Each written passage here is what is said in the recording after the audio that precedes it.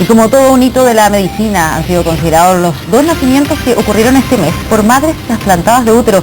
Un avance médico que va a beneficiar a unas 30 mujeres al año, de lo que nos va a contar el doctor Ricardo Pomer, quien es jefe de la unidad de medicina reproductiva de la clínica Monteblanco. Doctor, muchas gracias por estar aquí esta tarde. Hola, gracias por la invitación. Sí, en octubre, bueno, ya se conversaba sobre este tema cuando se supo de este primer trasplante exitoso con embarazo de por medio, y ahora ya se habla de otras mujeres que también están pasando por este mismo proceso. ¿Cuál es la importancia, la relevancia que tiene esta hazaña médica?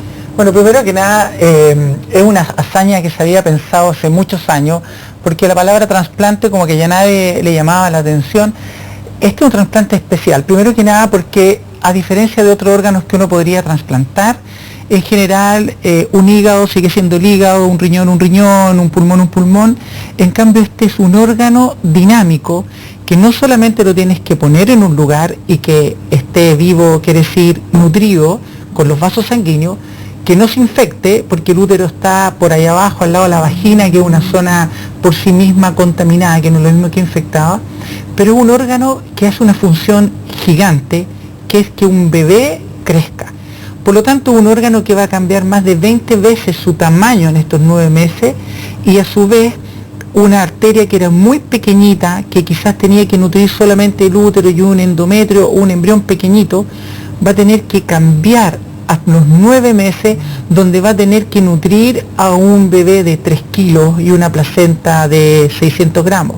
Entonces no solamente le estás pidiendo a este órgano que esté y que viva, sino que tenga un cambio fisiológico increíble, donde los vasos sanguíneos se van a tener que enanchar de tal manera, si daba un flujo minuto X multiplicado por 300X, y a su vez que persista en el tiempo. O sea, es un proceso complejo, coordinar un montón de cosas. Exacto, porque es un órgano especial. Claro, y entiendo que ya habían intentado antes, pero no habían sido tan exitosos. Sí, mira, yo tuve la suerte de juntarme con esta gente de Gothenburg hace como 3 o 4 meses, y es muy interesante cómo primero que nada, es un centro serio. Por lo tanto, ellos tienen medicina experimental. Las personas que hicieron esto no llegaron y dijeron, vamos a trasplantar un útero, sino que hay todo un proceso que lo hicieron primero en animales, después gente de microcirugía, etcétera, para poder llegar a un humano. Y primero el útero había que sacárselo a una persona que, entre comillas, es la donante. Ahí había una ventaja con las otras donaciones de órganos, que en general las personas luego de los 40 años, la verdad es que su útero, de lo que es de la función reproductiva, ya no va a estar. Por lo tanto, el encontrar un donante de útero era bastante fácil. Ya, porque muchas personas, un primer punto, bueno, no es tan complejo encontrar el donante, o sea, puede ser un familiar, la mamá. Exacto, y de hecho hermana. Fíjate que en una de estas personas que ya dio a luz, la donante tenía casi 60 años, para que veas tú que el útero es bastante dinámico en el tiempo, claro. Podrán envejecer otras partes del cuerpo, pero el útero parece que ahí bastante bien. Entonces era obtener el donante, que fue bueno. El ponerlo en el lugar era un poco complejo, porque iba a depender de cuál era la indicación de la persona que estaba en una donación de útero. Obviamente personas que el gran grupo, gente que nace sin útero. Hay una enfermedad que se llama síndrome de Rokitansky, que uno tiene de todo, tiene ovarios, tiene todo, pero no tiene útero. Entonces ir a colocarlo en este espacio era un poco más fácil, en el sentido que no había sido dañado por una enfermedad primaria. Y después está el otro grupo, que es un grupo también grande, en el cual hay gente que perdió su útero, y lo perdió por una infección, lo perdió por un cáncer, lo perdió por una hemorragia.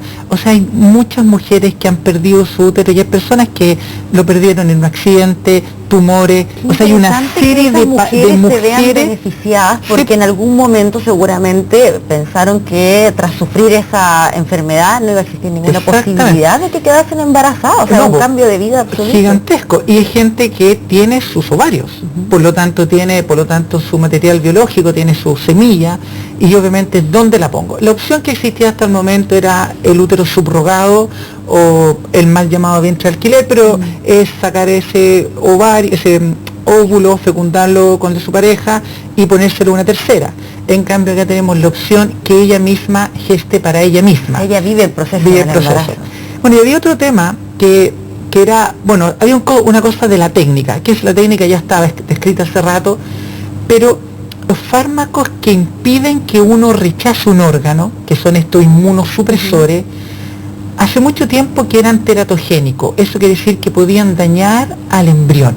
Entonces también hubo un cambio en la medicina de fármacos que permitieran aceptar un órgano extraño y que las personas, de hecho, que actualmente reciben un riñón, un hígado, lo que sea, tienen que tomar por mucho tiempo un fármaco para no rechazar, aunque sea parecido, los códigos genéticos parecidos, pero igual hay un rechazo porque no es uno.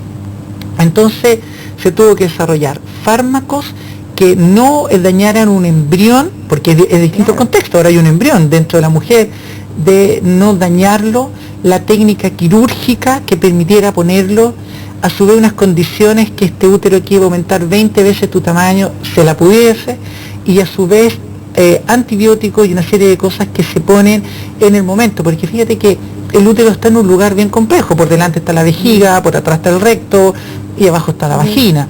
Entonces obviamente eso era lo más complejo. La in vitro, lo que nosotros hacemos obviamente, la fertilización in vitro ya estaba superada, que era sacar el óvulo extracorpóreo, tener el espermatozoide, hacer un embrión y ponerlo. Claro. Eso ya estaba absolutamente. Esa parte de la historia. Y el punto es que lo complejo de lo que describe es que está sometida esa mujer a un montón de medicamentos. Y eso después no trae ninguna consecuencia para eso. Como antes sí traía consecuencias, no se podía hacer.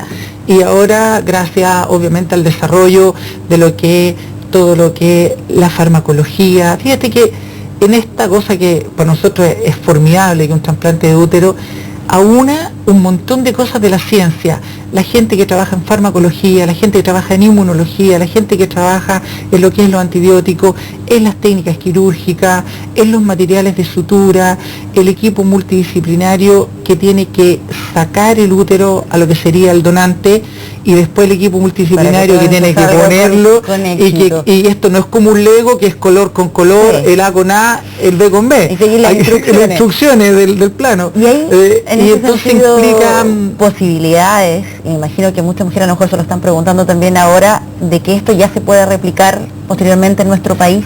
Sí, obviamente se va a poder, como todas las cosas, bueno, yo me recordaba de... ¿Cuándo entonces? Yo creo que, si uno lo ve, lo más probable es que va a ser un desarrollo tecnológico que nosotros lo vamos a poder implementar en 3 a 5 años más, va a estar acá, porque requiere una curva de aprendizaje multidisciplinaria, y no solo el cirujano, que obviamente hay gente del campo de la ginecología, que son los que están al medio, pero fíjate que por delante está la vejiga, urólogos, por atrás está el recto, coloproctólogo, y están los vasculares para los vasos sanguíneos, o sea, implica un equipo muy afiatado. Fíjate que en sacar un útero más o menos se demoraban, cuando yo hablaba con la gente de Gothenburg, se demoraban más o menos entre 8 o 9 horas, y en poner el útero como 12 horas.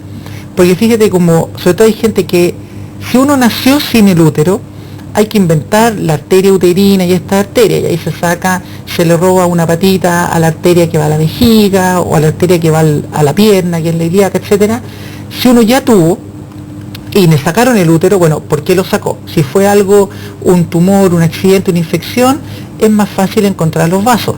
Pero si fue algo oncológico y lamentablemente tuviste quimio o radioterapia, sobre todo la radioterapia, obviamente deja una zona, entre comillas, más quemada, aunque suene una palabra un poco burda, pero entonces es más difícil encontrar un vaso. Más difícil, pero igual es...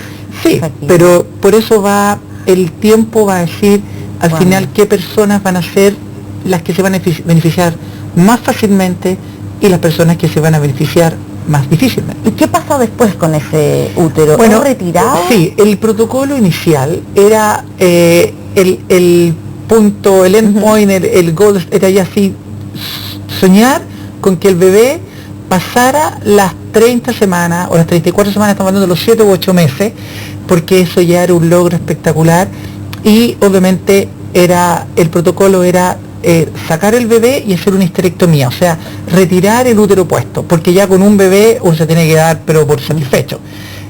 Y ahora se está planteando eventualmente dejarlo, pero al final es más costo-beneficio el dejarlo, por lo que es. Las complicaciones primarias que siempre sucedió, primero fue el rechazo del útero, segundo que los vasos sanguíneos no pudiesen darle el flujo necesario, que era la necrosis, y el tercero la infección. Y durante esas 3 cosas se tuvo que luchar: rechazo, los vasos sanguíneos no suficientes y la infección. No, es todo un tema, es esperar que pueda así, ¿no? Y que pueda llegar también a nuestro país. Una de las cosas que comentaste al comienzo posible. es que más o menos nosotros pensamos que las mujeres de todos los tratamientos que hacemos de fertilidad en Chile serían como 30 las personas al año que eventualmente se podrían beneficiar con esta tecnología. Pero esa es la diferencia entre un todo y un nada. Sí, no, si no tener bebé y tener bebé. Un cambio de vida vale? Absolutamente. Millones. Doctor, muchas gracias por habernos acompañado. Gracias por la invitación. Ayudarnos también ahí a entender un poquito más esta hazaña médica. Muchas gracias. Gracias a ustedes.